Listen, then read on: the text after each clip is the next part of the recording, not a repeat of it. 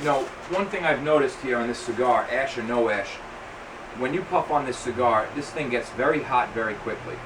If you take one puff and then wait 30 seconds, so fine. If you take one puff and then 5-10 seconds later take another puff, it instantly starts becoming hot. I think this is probably due to a ring gauge to size ratio. You got a big fiery cherry on a short cigar. So puff this thing slowly if you want to really taste what's in there.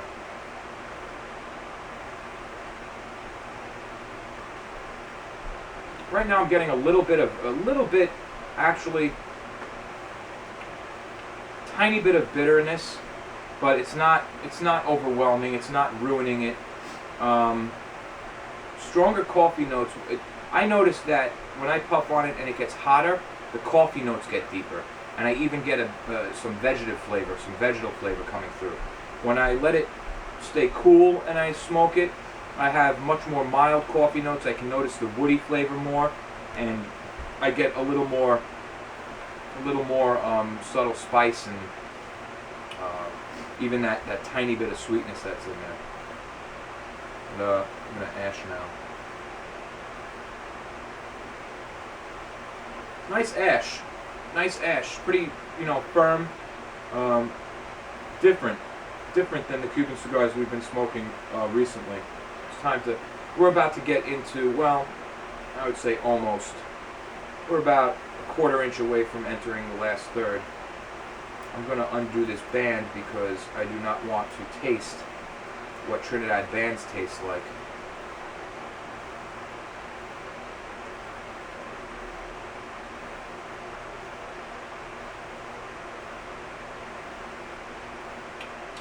A little more spiciness picking up. Oh, well, a little more spiciness picking up now. Hey, but that's how cigars work, Everything plays a part. The blend, the wrapper, from the soil the tobacco was taken from to how it was fermented, all the way right down to how you smoke it and when you ash. Everything makes a difference in how your cigar is going to taste. And that's what makes it cool. How they're stored. How long they were stored. Cigars that age in a tube will taste different than cigars aged in the humidor. That will taste different from cigars aged in their original box. That will taste different from cigars aged in a jar. That will taste different from cigars that weren't aged at all. And, so everything you do with your cigar has to do with how it's going to taste in the end. I think that's a pretty cool thing.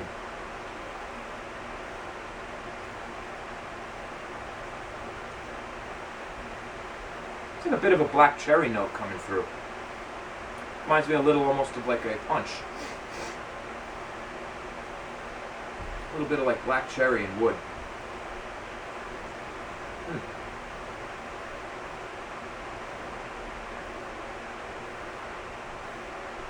Vegetal.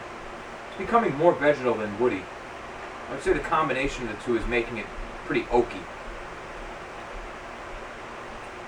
Just a little bit of an almondy flavor in the back of the palate.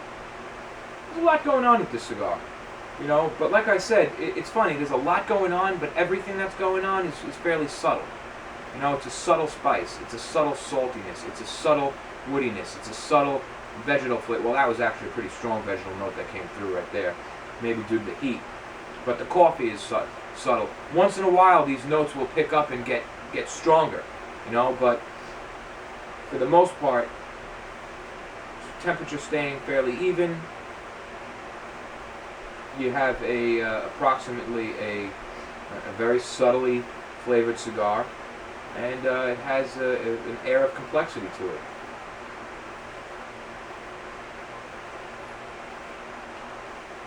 It's a very good cigar. It's not my favorite type of cigar, but I can't really rate it based on what I like. I rate it based on how it performs as a cigar. And I would say that while, again, it's not my most favorite type of flavor profile, that it is a good one, and it's a complex one. The Edicion Limitadas have never been my favorite cigar. There's something about them. Maybe it's the wrapper that whatever they do to the wrapper or something. But I mean, the only one that I ever smoked that I started to care for was the Cohiba 66, and even that I would prefer having a regular Siglo 6. That's just me, or a nice Bahike or a Cohiba Pyramid or something. You know, I think it's the wrapper. It's not for me. But that doesn't surprise me, because when it comes to domestic cigars, I like Padrones, for instance. I'm a natural guy. My favorite is the 1926 No. 2 Natural. I like the sour Cubanesque type of twang that the No. 2 Natural has, and it really does. It's a great cigar, and you don't get that as much. The Maduro is much more of a bassy cigar, and I do love Padron Maduros, but I like the Naturals more, and that is pretty much the case when it comes to all cigars. You know, I like natural wrappers. I just like the flavors they offer. I find that, and this is, to me, this is true with a lot of Edicion Limitadas, they have a similar flavor profile. They all taste different, but they have a similar type of profile, because they all use that same method of fermentation on their wrappers. You know, so when it comes to, for instance, Nicaraguan Maduro, most Nicaraguan cigars with a Maduro wrapper use Maduro broadleaf. Most, or actually, well, a lot of Dominican cigars, most Maduro cigars in general use Connecticut broadleaf wrappers that have been fermented into a nice Maduro. And while all those cigars are different in the way they taste, they have a similar flavor profile because of that Maduro wrapper, which gives a lot of flavor, and Maduro tastes like Maduro. You know, you ever notice that a Padron Maduro tastes totally different than any other type of Maduro cigar, because it's a totally different type. It's a Nicaraguan wrapper that, you know, that is not a Connecticut broadleaf. It's a Nicaraguan Habano, they call it. You know, it's basically, the only thing Padron says about it is that it's Habana seed grown in Nicaraguan soil on their own plant and on their own tobacco field. You know, so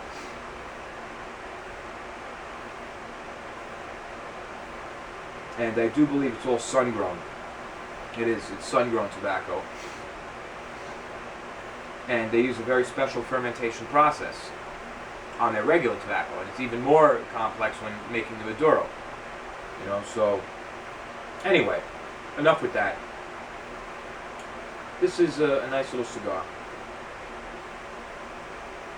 I'm feeling a bit of strength picking up now, as far as, you know, strength.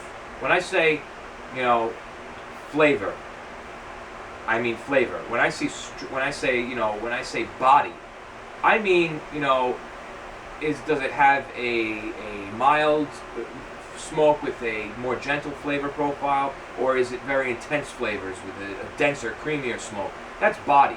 When I say strength, that's when I mean the actual power, nicotine-wise, of a cigar. Body and strength are not the same thing.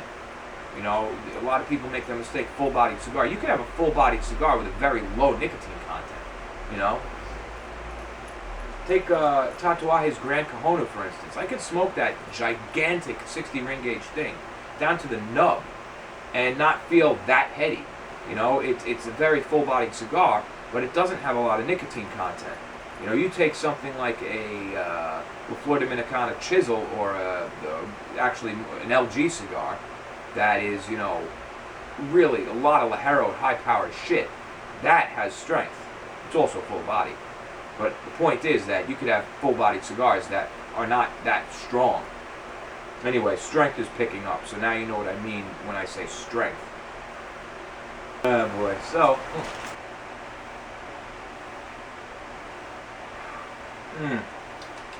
Well, I find that the first and second third were very similar.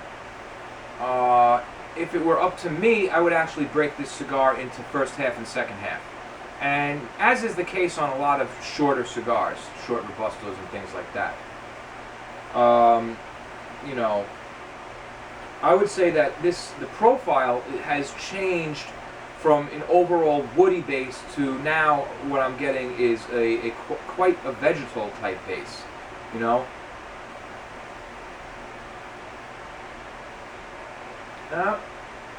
It's like both. It's both.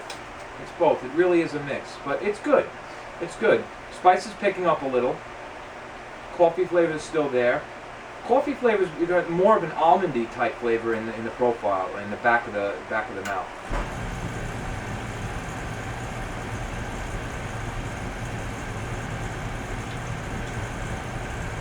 Nice, good amount of strength coming on. So, you know, we're into our last third. I'm going to start finishing this thing up. And it's been a nice little cigar. I will say that I personally would not order a box of these. I would rather order the Robusto T or even the Reyes or anything really. I love the Trinidad brand. Great cigars, and they really get nice with aging. They taste really, really nice.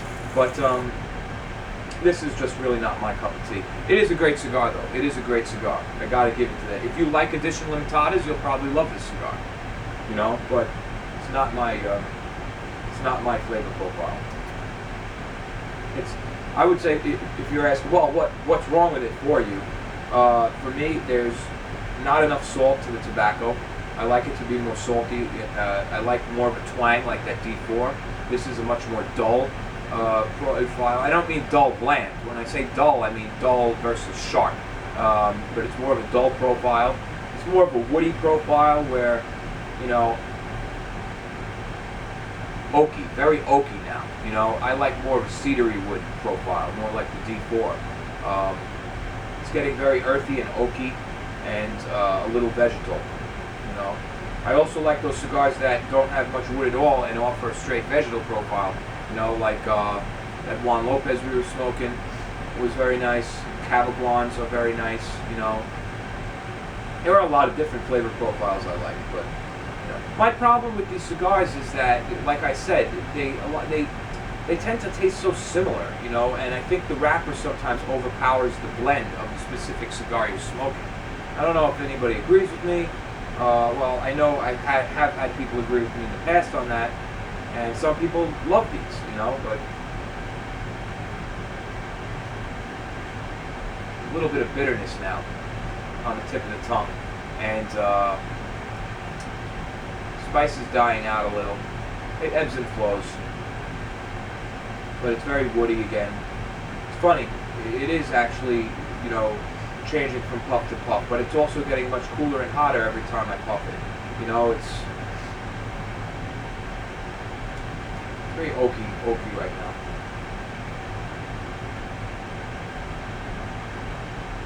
As far as interesting things, I had one or two notes of this black cherry type thing, you know, but it kind of went away now.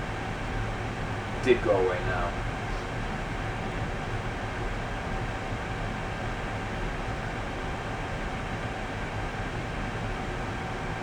It's getting a little bitter.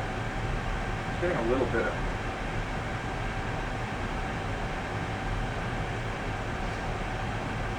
Alright, well, whatever. I'm going to take a few more puffs.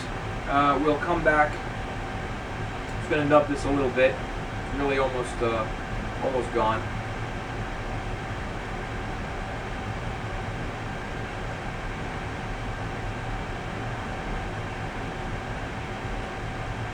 Yeah. So the last third has a little bit of spice, like the rest of the cigar. Gets more oaky. Has a couple of vegetal undertones, but it stays more woody and develops an oaky character. The coffee-esque flavors are dying out, and it's got sometimes a hint of this almondy flavor in the back of the palate. And that is about that. Definitely no sweetness left at this point. It is a lot stronger at the rear than the front, as is usually the case, but there's a definite noticeable change of strength. And it's a bit bitter on the tip of the tongue now. Definitely. I'm getting some bitterness. But that's okay. We'll nub it a little more. I'll let you know how it goes. And we will come back with our final review. Not much time to do much else. Shorter cigars lead to shorter reviews. Here we have it. Our Trinidad Short Robusto T, Edicion Limitada 2010. Still smoldering. And overall, it was a decent cigar. you know, with, you know, very subtle flavors, complex, very subtle flavors throughout. Fairly woody, with a little bit of vegetal undertones here and there. A couple of hints of something like black cherry and almond at the end, but you know, not very sweet. Subdued spice. I thought personally it was better when I first had it, and it was much spicier. Anyway, as far as this cigar goes, it's overall 6.75. Very good construction, excellent burn. You know, pre-draw flavor was very bland, kind of a 0.25, nothing really special there. Excellent draw, good appearance. Aroma is, you know, not anything special, mostly just floral notes, a little bit of sweetness here and there. Well balanced and fairly complex. Overall 6.75, and that is that. Like I said, I would not buy this, but if you like the Edicion Limitadas and you like a fairly complex cigar that has flavor but isn't overly flavorful, and has more of a full-bodied cigar with a, you know, subdued flavor profile and a little kick of strength at the end. I will say this, however, and what affected the score, probably would have got more like a 7.25, but it got bitter at the end, man. It just got bitter. It really did, and I couldn't even nub this thing anymore. You know, I wanted to get some more out of it, but it just got bitter. I gave it 3 or 4 pulls and gave it a shot, let it cool, gave it another, but it was bitter. So personally, I'm going to stay away from this cigar. I'd rather go with the I would rather go with like the Robusto T, or a box of Reyes, or even some Funadores. I mean, you know, whatever. But not this. Anyway, that's it for the Dr. Joe Show tonight. Tune in tomorrow for episode 9, Non-Cuban Day. And it's a Saturday, so maybe we'll do something a little longer. I will see you then. Keep on smoking.